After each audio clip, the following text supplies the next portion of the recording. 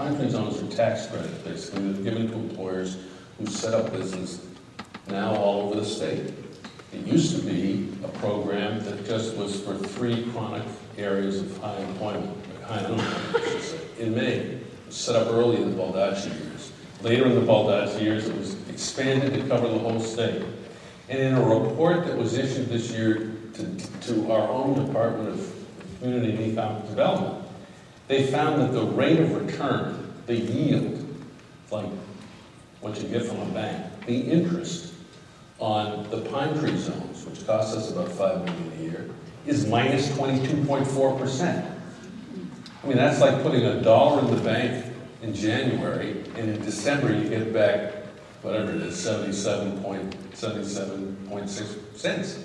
This is crazy. It's nuts.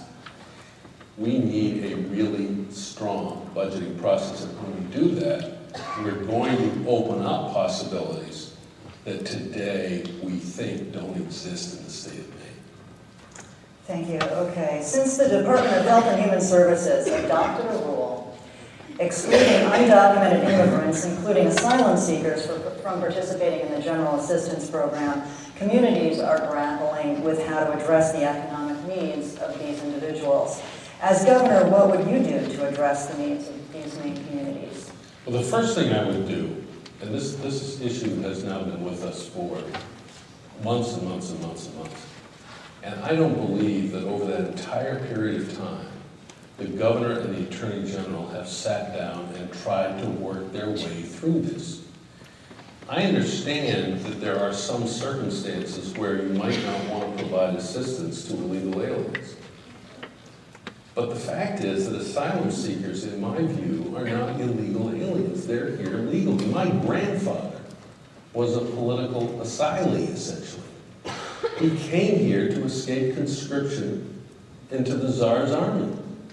I mean, if Governor LePage had been governor in the 1880s, I don't know what would have happened to my family.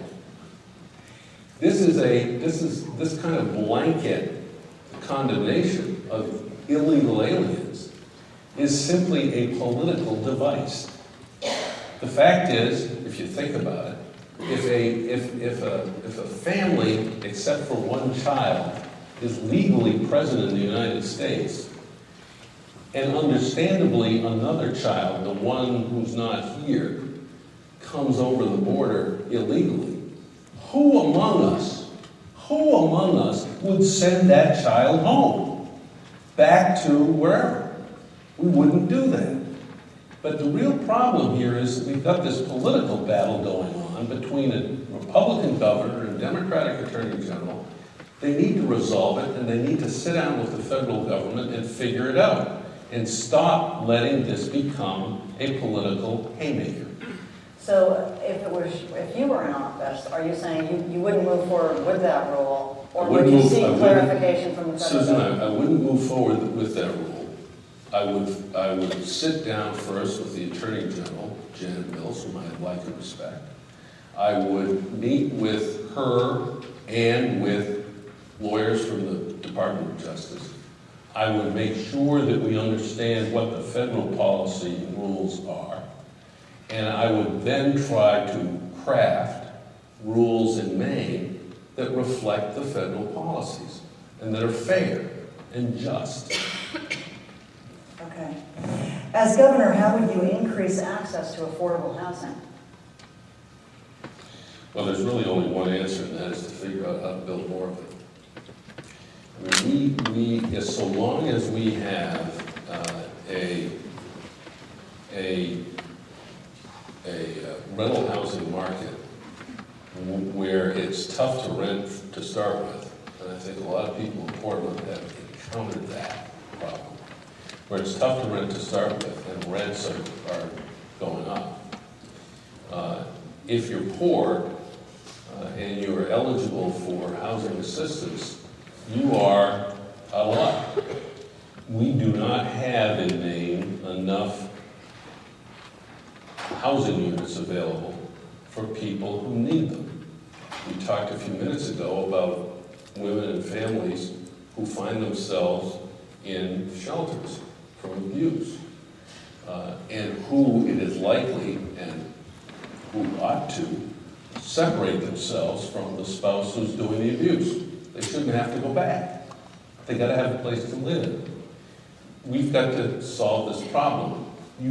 It's hard to solve that problem or any other problem like it when you have a policy, not driven by facts, but driven by some ideology that I don't understand.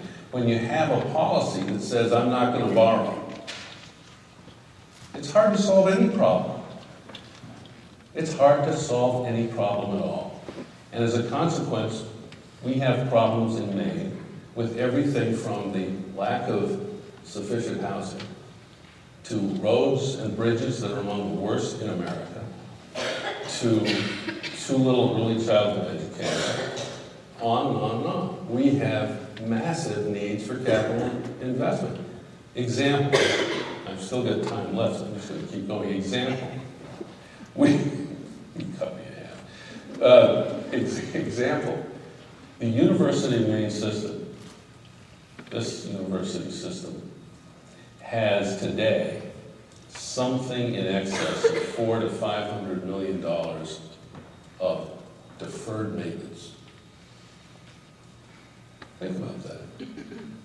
That's a huge capital requirement. And we don't have it. And we're not making provision for it. We're running the state of Maine the way a 5-year-old would run a lemonade stand. Women have historically been underrepresented in state government. If elected, what would you do to ensure that women have a role in developing and implementing the policies that shape their lives? Well, the governor solved that problem by hiring his daughter. It's probably killing two birds with one stone. I am not, don't worry, Nolan, I'm not offering you a job. I have pledged that the diversity of my administration will reflect as closely as I can make it reflect the diversity of the state of Maine. And that means women, it means minorities, and it means diversity in all respects. I can't say anything more than that. I mean, it is a pledge that I've made and that I believe in and that I will keep. More than 11%. Do I get extra credit for short answer? Well, maybe you'll need it on this one. More than 11% of Maine women 65 and older are living in poverty. Older, low-income Mainers live on fixed incomes and must constantly balance the high costs of food, heat, and health care. Many go without basic necessities and live alone in homes that are falling down around them. They can't drive and they don't have access to public transportation. Many can't even get home care because of a home care worker shortage. If elected, how would you structure your administration to address housing, transportation needs, and home care needs of these older adults? I was in Freiburg, the Freiburg Fair. A few days ago. I can't remember what day it was. And we had a booth there, and we were talking about our property tax relief plan that will reduce property taxes for median homeowners around the state of Maine by 20 to 40%. And if you go to our website, or if you go to one of our booths, there's a calculator on an iPad, iPhone, where you can enter the assessed value of your home and the zip code, and it tells you what your annual savings would be. And a woman from Bridgeton, she's in her mid to late 70s, came to the booth while I was there. And she entered the numbers in the calculator, and it showed that she would save $797, I think. And she exclaimed, "Oh my God, this means that I can stay in my home." One day in Rumford, another fellow put he was probably in his 60s, which I consider young, put into the calculator his information, his zip code, so the assessed value of his home, and it which was in excess of $600, I think, and he said, wow, that's 3 tankfuls of oil. The most important idea proposal, I think, that we've made in this campaign is getting those property taxes reduced. Because all over the state of Maine, older folks, seniors, are being driven out of their homes, thousands of them, because they're on fixed incomes and the operating costs of fuel and property taxes are just inexorably going up. Fishermen are being driven off the shore. Farmers are being driven off their land to the point where there are so many abandoned farms in Maine today that our biggest crop is goldenrod. Why? Because Governor LePage didn't think that revenue sharing from a broad-based tax to towns and cities makes any sense. He thinks it puts towns and cities on easy street. Well, let me say something. Towns and cities in the state of Maine only have one way to raise money to fix our streets, to plow them in the winter, to pay for police and fire protection. They only have one way, and that is the property tax. It's regressive.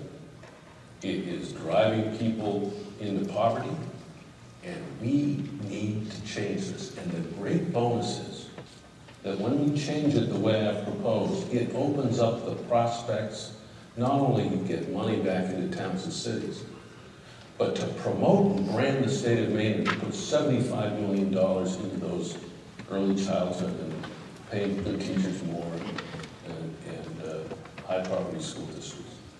This is really important.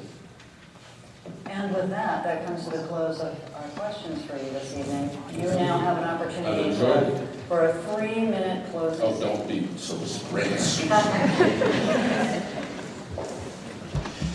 Thank you all.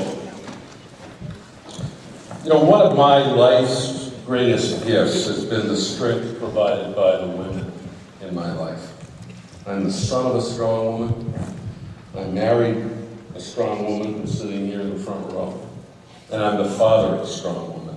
My mother, Catherine Cutler, was the daughter of a peddler who was penniless and spoke no English. When he came to the United States at the age of 12 in the 1880s, he spent his entire first 7 years of his life walking from Bangor to Calais on the airline as a peddler.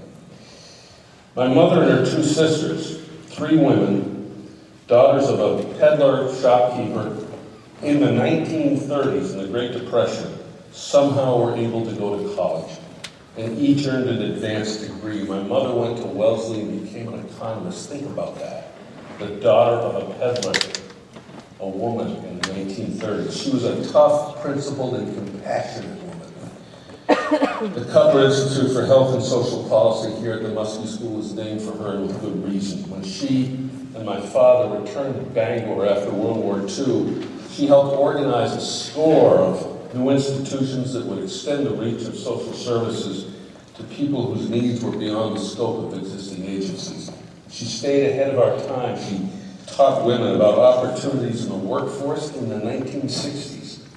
Later, she helped establish the Mabel Wadsworth Women's Health Center, and in her 80s, she was a founder of Spruce Run, the shelter in eastern Maine for women and families who were victims of domestic violence.